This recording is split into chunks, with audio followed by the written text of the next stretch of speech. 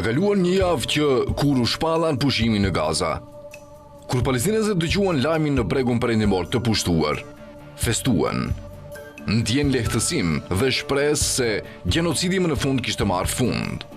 Por gjithashtu kuptuan se për palestinezët nuk ka armë pushim.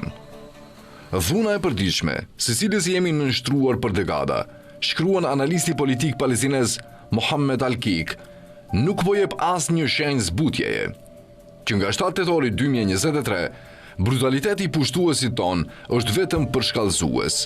Sot, jeta në bregun perëndimor është bërë pothuajse pamundur.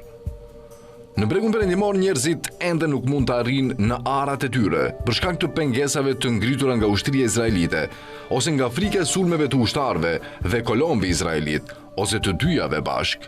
Ka sulme të dhunshme të përditshme ndaj fermerëve palestinezë dhe tokave të tyre, që nga 7 tetori 2023 ka ndodhur 7154 sulme nga kolonët izraelit ndaj njerëzve dhe pronave palestineze, disa prej tyre vdekje prurëse.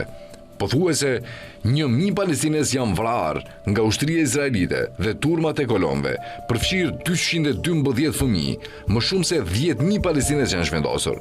Kolonët dhe ushtarët kanë shkatruar 37.237 pembull liri, që prej 7 tetorit 2023.